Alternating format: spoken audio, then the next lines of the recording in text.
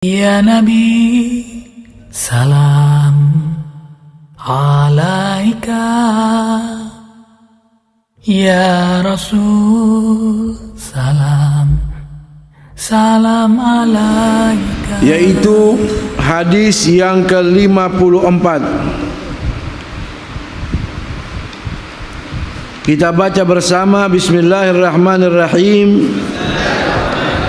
An Anasin radhiyallahu anhu anin Nabi sallallahu alaihi wa alihi wasallama la yu'minu ahadukum hatta yuhibba li akhihi ma yuhibbu li nafsihi, muttafaqun alaih. Artinya dari Imam Anas bin Malik radhiyallahu anhu, Rasulullah sallallahu alaihi wasallam bersabda, tidaklah seseorang dari kalian sempurna imannya sampai ia mencintai sesuatu untuk saudaranya sebagaimana ia mencintai sesuatu untuk dirinya. Sepakat Imam Bukhari dan Muslim, muttafaqun alaih. Sampailah kita malam ini pada hadis ke-54 yang dibawa oleh seorang perawi yang sangat masyhur, yaitu Anas bin Malik, dari sahabat Rasul yang bernama Anas bin Malik. Mungkin sudah beberapa kali kita mendengar tentang biografi seorang sahabat yang bernama Anas bin Malik. Tetapi tidak masalah jikalau kita mengulangi dengan tujuan agar menjadi motivasi cinta kita kepada Rasulullah. Anas bin Malik adalah seorang sahabat yang telah diberi gelar langsung oleh Rasulullah sallallahu alaihi wasallam sebagai khadimu Rasulullah, pembantunya Rasulullah. Kalimat khadimu Rasulullah ini gelar titel yang menempel di jati diri seorang sahabat Anas bin Malik menjadi seorang pelayan, pembantunya Rasulullah sallallahu alaihi wasallam. Ini merupakan kedudukan yang sangat teramat mulia di sisi Allah Ta'ala. Kalaulah kita, saudara hadirin hadirat rahimakumullah, bisa menjadi debu yang ada di bawah sandalnya Rasul saja kita jadi orang mulia, maka bagaimana dengan kedudukan seorang sahabat yang kumpul bukan setahun, bahkan bertahun-tahun mengabdikan dirinya kepada Rasulullah. Orang tersebut adalah Anas bin Malik, yang diberi julukan oleh Rasul dengan Abi Hamzah. Anas bin Malik ini anak dari seorang ibu yang bernama Ummu Sulaim. Ummu Sulaim ini seorang wanita yang cinta pada Allah, cinta pada Rasul, sehingga ketika Rasul sampai di kota Madinah, langsung dia bawa anaknya yang kecil yang masih berusia 9 tahun. Ulama lain mengatakan masih 10 tahun, langsung dibawa kepada Rasulullah SAW sambil mengatakan, wahai Rasulullah, saya serahkan anak ini untukmu, ambillah biar tinggal bersamamu. Fagabilahu, maka Rasul terima anaknya yang bernama Anas bin Malik, berkhidmah, membabukan dirinya di rumah Rasul sampai Rasul meninggal dunia. Wahwa anhu radin, dan Rasul meninggal dunia telah ridho kepada Anas bin Malik. Sehingga Anas bin Malik ini pernah mengatakan di sebahagian riwayat, khadimtu Rasulullah SAW, saya pernah berkhidmah kepada Rasul kurang lebih 10 tahun. Fama galali syai'in fa'altuhu lima fa'altuh wala galali syai'in taraktuhu lima taraktuh. 10 tahun saya jadi babunya Rasulullah, belum pernah saya dimarahin. ketika saya melakukan sesuatu hal lalu Rasul menegur saya, kenapa kamu kerjakan ini? Belum pernah.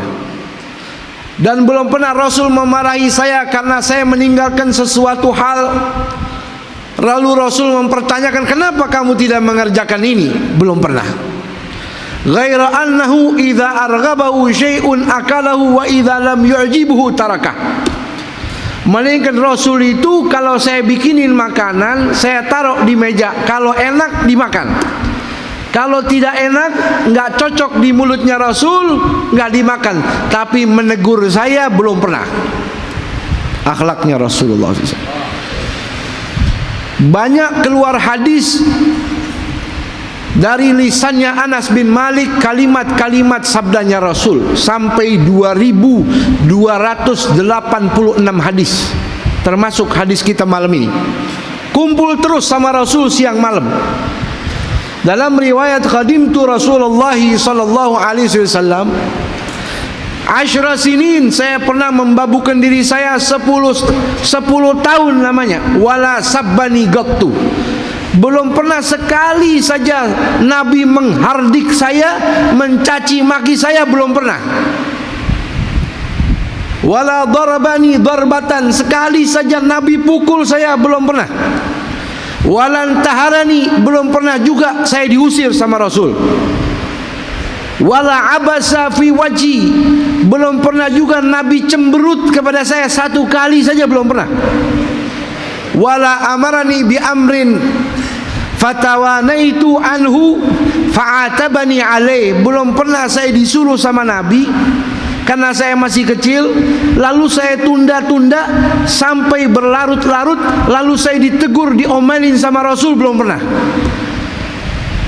Wa idza atabani ahadun qala da'uh law qaddarallaha sya'akan.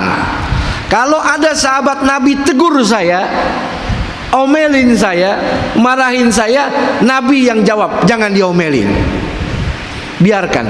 Kalau Allah takdirkan akan terjadi, maka terjadi, tapi dia jangan dimarahin. Sallu ala Rasulillah. Nah, ini Anas bin Malik, seorang sahabat yang sangat dekat dengan Rasul, sampai beliau pernah mengatakan, kuntu aqifan asubbul ma'a ala yadayhi, saya pernah berdiri nuangin air. Nabi mau cuci tangan, mau wudu, cuci tangan, farafa'a ra'sahu, lalu Rasul angkat kepalanya, lihat saya nuangin Nabi mau cuci tangan. Alangkah bahagianya Anas bin Malik. Kita, saudara, kalau guru kita mau makan, kita ambilin air kobokannya, kita basuh, kita siram itu air. Ketika guru kita cuci tangannya, hati kita senang, betul, gembira. Bagaimana ini yang cuci tangan? Tangannya Rasulullah.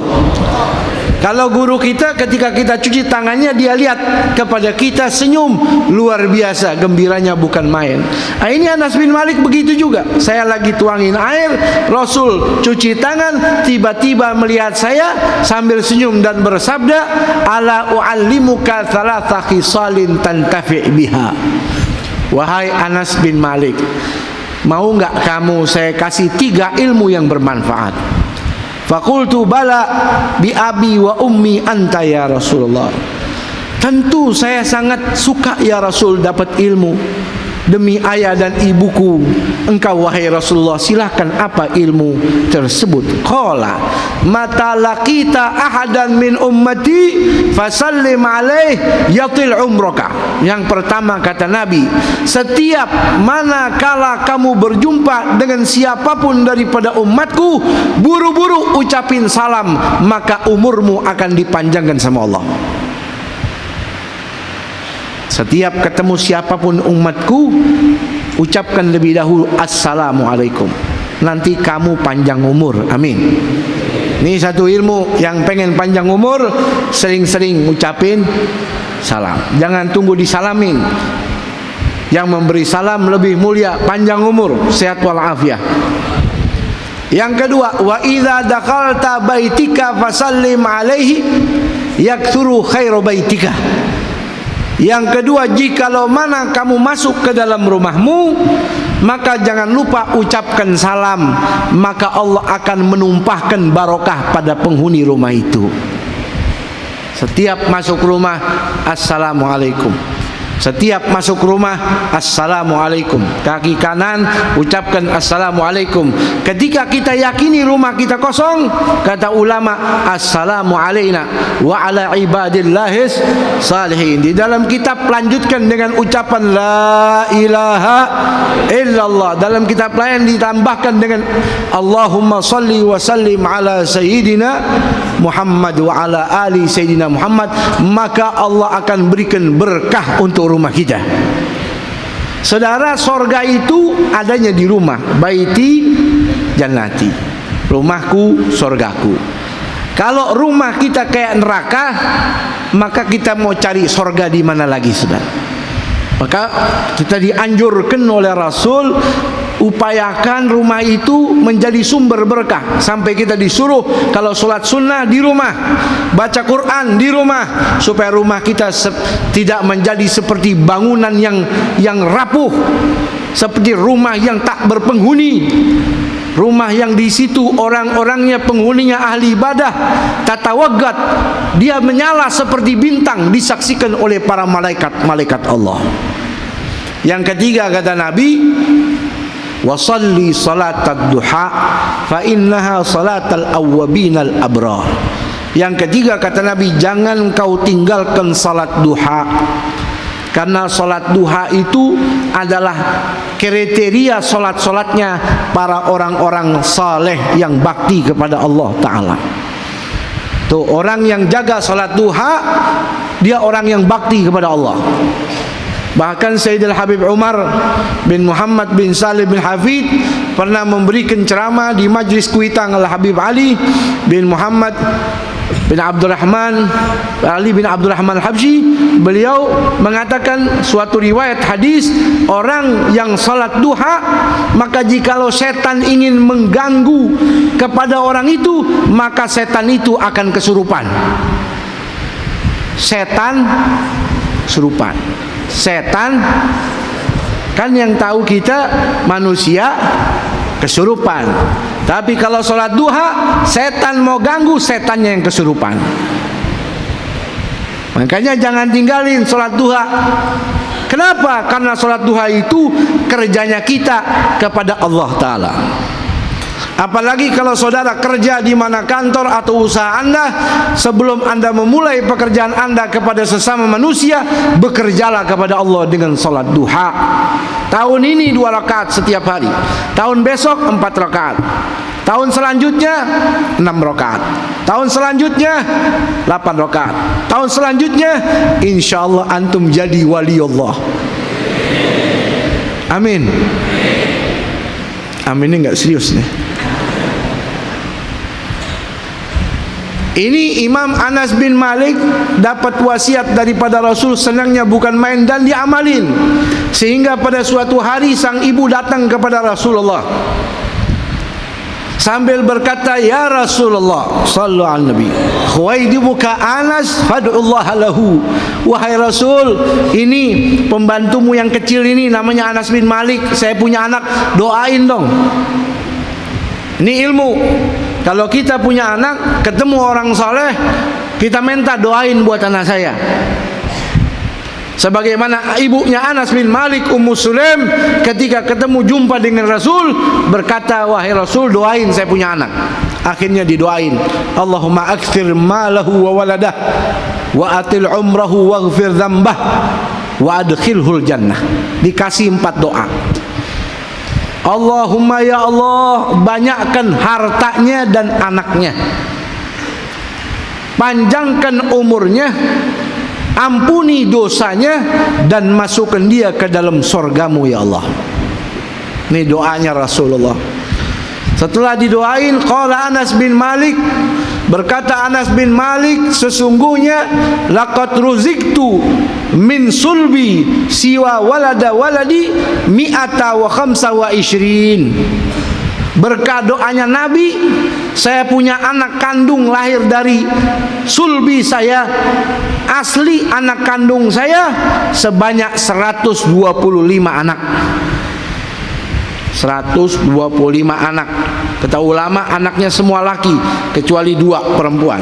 Dalam kitab lain, waktu terkena penyakit taun, anaknya Anas bin Malik meninggal 80 orang, beliau sendiri yang nguburin. Yang turun ke lubang lahat kuburnya memasukkan anaknya 80 anak. Ini anak kandungnya 125. Waqad wa inna bustani la yuthmiru fis sanati marratain.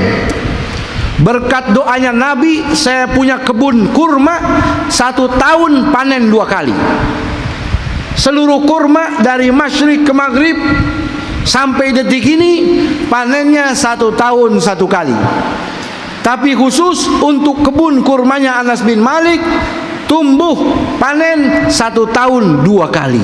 Makanya jadi orang kaya raya. Subhanallah.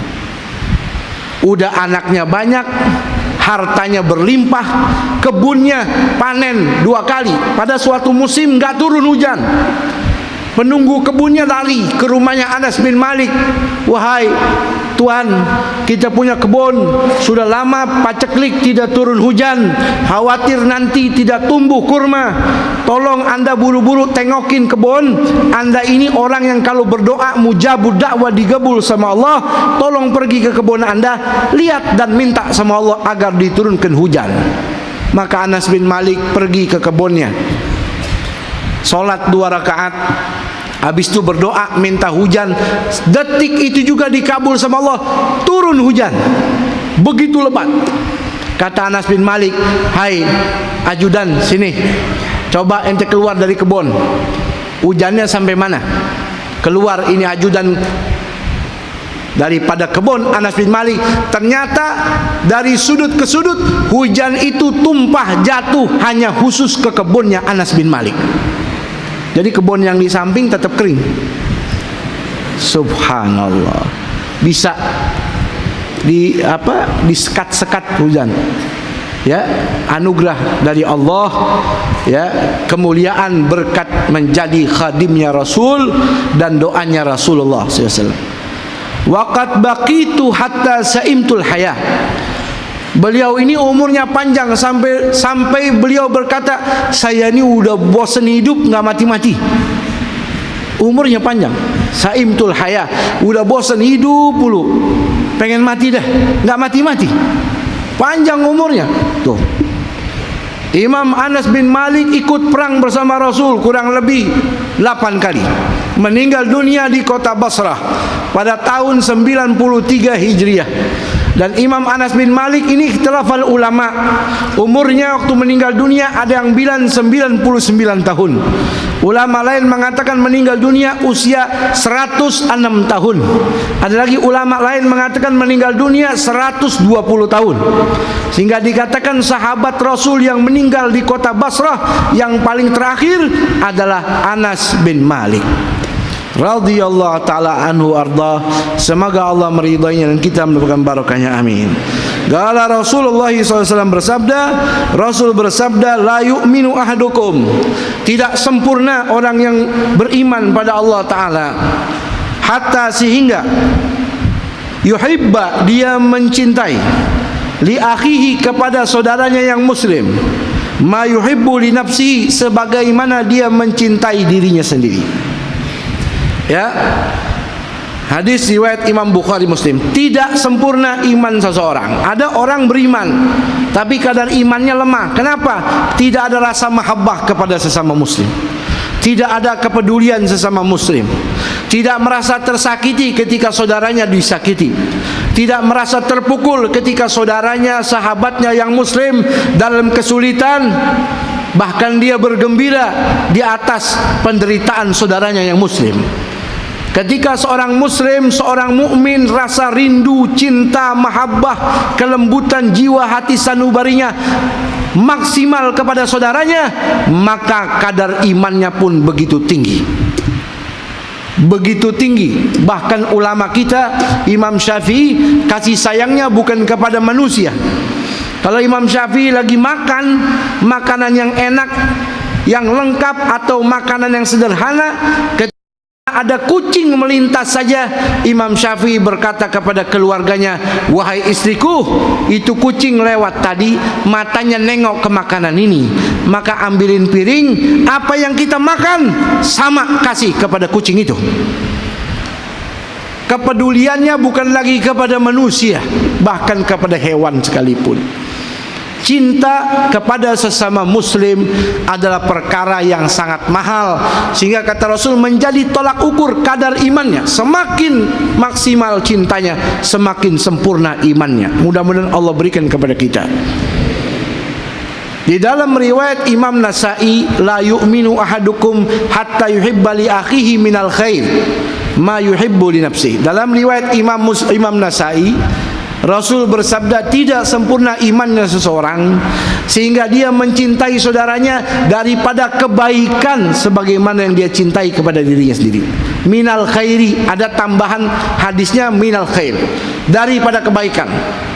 Kita pengen punya baju bagus, kita pengen punya makanan enak, kita pengen punya harta banyak, maka kita berharap saudara kita yang muslim pun sama seperti kita. Kita pengen saudara kita mengaji, kita pengen saudara kita tahajud, kita pengen saudara kita sedekah, kita pengen saudara kita bangun di tengah malam, sebagaimana kita berharap kita pengen jadi orang seperti itu. Itu kebaikan yang sangat luas. Kita pengen menjadi melihat saudara kita lembut, santun, sebagaimana kita pengen begitu juga. Itu yang namanya cinta. Kita berharap kebaikan untuk orang lain juga sampai. Itu namanya mahabbah, kamalul iman. Imam Abu Hanifah, salah satu pimpinan mazhab, beliau itu di zamannya dikenali sebagai ahlamun nas, orang yang paling santun, orang yang paling lembut, orang yang paling mengasihi di zamannya tuh Imam Abu Hanifah. Indama qila anhu, ketika ditanya, wahai Imam Abu Hanifah, mimman ta'allamtal hilma, dari mana kamu ini belajar ilmu kelemah lembutan sesama manusia, lembut, santun, baik sama orang, belajar dari mana? Qala min nafsi, saya belajar dari diri saya sendiri. Kaifa dzalik, bagaimana mungkin belajar santun, lembut dari diri sendiri, bagaimana mungkin? Qala kuntu idza karihtu syai'an min ghairi lam af'alu bi ahadin mithlahu. Saya itu kalau lihat ada orang lain berbuat salah, berbuat enggak benar, melakukan kekejaman, melakukan hal yang kezaliman, maka saya berkata dalam hati, saya tidak akan melakukan hal ini kepada orang lain, karena perbuatan itu tidak bagus. Saya lihat ada anak durhaka kepada orang tuanya, saya berharap semoga saya tidak menjadi seperti itu. Jadi saya selalu nasihati diri saya. Saya lihat ada orang yang begitu santun, maka saya berharap saya pengen jadi seperti dia. Saya pelajari ilmu kesantunan. Jadi saya belajar itu dari diri saya sendiri. Itu Imam Abu Hanifah. Jadi kita bercermin bagaimana saudara kita, bagaimana dia bisa bahagia sebagaimana kita pengen bahagia. Saudara kita atau kita nggak mau disakitin oleh orang lain, nggak mau dihina, nggak mau ditipu, nggak mau didustakan, maka jangan juga kita melakukan itu kepada saudara kita. Ada orang datang kepada Rasulullah. Dalam riwayat, ruwiya anna rajulan qala ya Rasulullah sallu ala nabi. Ada orang datang kepada Nabi, dia berkata, "Idzalli fi zina." Wahai Rasul, izinin saya supaya diperkenankan untuk berbuat zina. Bayangin, di depan Rasul sahabat banyak minta izin supaya diperbolehkan berbuat zina. Fahamma man bi gurbin Nabi sallallahu alaihi wasallam yatanawalahu. Maka sahabat yang ada di sekitar Nabi semuanya pada bangun, pengen ngegebukin ini orang. Bagaimana tuh?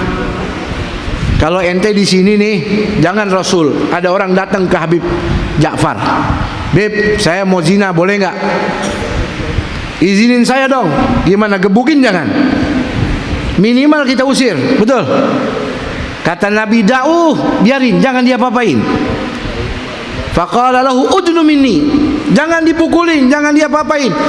Hai anda, sini, kemari mendekat. Fadana, mendekat dia kepada Rasul. Faqala lahu, Rasul bersabda kepadanya, atuhib an yuf'ala dzalika bi ukhtika. Kamu punya saudara perempuan, punya. Bagaimana kalau saudara perempuanmu dizinai orang? Qala la, saya enggak rela ya Rasul. Qala fa bi ibnatika, bagaimana jika anak perempuanmu dizinai orang? Qala la, jangan ya Rasul. Qala fa bi imratika, bagaimana kalau istri ente dizinain sama orang? Qala la, tidak ya Rasul. Falam yazal an-nabi yukarriru qawlahu fa bi kadza, Nabi terus pancing terus. Dia bilang, jangan ya Rasul, jangan ya Rasul. Faqala an-nabiy sallallahu alaihi wasallam, fakrah ma karihallah wa ahibba li akhika ma tuhibbu li nafsik wakrah lahu ma takrahu li nafsik. Kalau begitu bencilah apa yang Allah benci. Sukailah sesuatu buat saudaramu sebagaimana kamu berharap sesuatu yang baik juga dapat kepadamu. Bencilah sesuatu yang jatuh kepada saudaramu sebagaimana engkau tidak berharap sesuatu yang buruk menimpamu. Baik, kalau begitu ya Rasul, doain saya deh supaya saya jadi laki-laki yang benci zina. Benci bukan lagi kepada zina, kepada perempuan ya Rasul. Wad'ullaha an yubaghidha ilayya nisa, doain saya supaya jadi orang yang benci sama perempuan. Fada'alahu Allahumma baghid ilayhin nisa. Akhirnya Nabi doain, ya Allah jadikan ini orang punya hati benci sama perempuan. Fansarafa thumma raja'a ba'da layalin, dia pergi beberapa hari, kembali lagi dia datangin, wahai Rasulullah,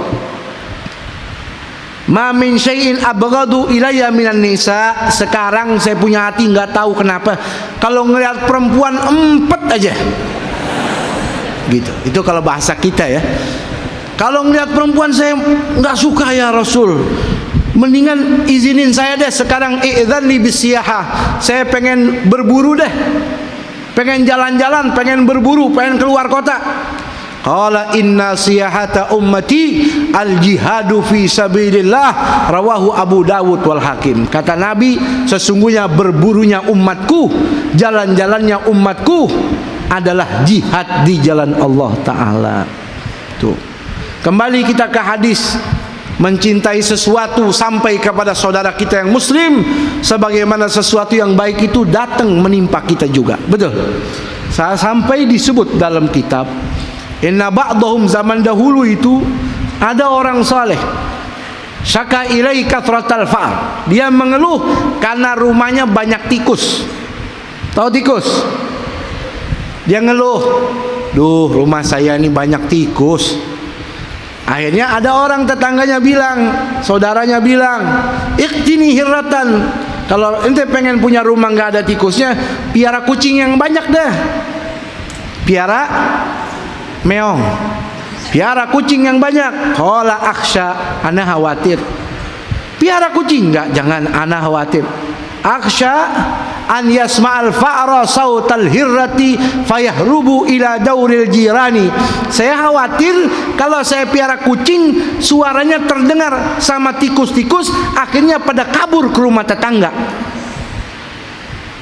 Sehingga faqad ahbabtu ma la uhibbuhu li nafsi, akhirnya ana menyukai sesuatu yang jelek buat orang lain, seakan-akan saya ini bergembira di atas penderitaan tetangga saya sendiri. Nggak mau, saya nggak mau merah kucing deh, biarin deh tikus biar banyak di rumah saya. Kalau saya merah kucing, ini tikus lari ke rumah tetangga, akhirnya mengganggu tetangga-tetangga saya. Subhanallah. Kita lihat kadar iman yang begitu tinggi yang dimiliki oleh orang-orang terdahulu daripada kaum solihin solihat. Mudah-mudahan sifat itu juga ada di dalam diri kita. Namanya sifat kelembutan, sifat kasih sayang ini saudara, maaf, lebih hebat dari segala-galanya. Sifat kasih sayang itu bahkan buah dari sujud kita, buah dari puasa, buah dari tahajud, buah dari sedekah, buah dari zikir, buah daripada majelis Rasulullah adalah kelembutan hati. saling mencintai, sampai kata Nabi, budala'u ummati la yadkhuluna jannata bi kathratis shalah wala siyam, innama dakhalul jannah bi sakawatin nafsi wa salamatis suduri war rahmah li jami'il muslimin. Wali-wali abdalku, kata Nabi, nanti digiring masuk surganya Allah bukan karena banyak solat sunnahnya, bukan karena banyak puasa sunnahnya, tapi karena 3 hal kedermawanan hati mereka. 1, kedermawanan hati, enggak pelit, enggak medit, enggak bakhil, dermawan hatinya, sehingga terlontar melalui tangannya itu hadiah, selalu dia keluarkan hadiah-hadiah karena kedermawanan hati. 1. Yang kedua, wasalamati sudur, hatinya itu selamat, enggak ada dengki sama orang, enggak ada hasud, enggak ada iri hati, enggak buruk sangka sama orang, enggak kejam sama orang, hatinya penuh kasih sayang. Warahmah li jami'il muslimin, menyayangi dan mengasihi semua orang-orang yang beriman pada Allah Subhanahu wa ta'ala. Mudah-mudahan Allah anugerahkan kepada kita sifat-sifat mulia tersebut melalui majlis Rasulullah ini. Allah hiasi kita dengan akhlak-akhlaknya Rasulullah, sehingga muncul rasa cinta satu dengan lainnya karena Allah, dan membenci satu lainnya karena Allah Subhanahu wa ta'ala. Wallahu a'lam bissawab. Rabbi zidni ilma. Assalamualaikum warahmatullahi wabarakatuh.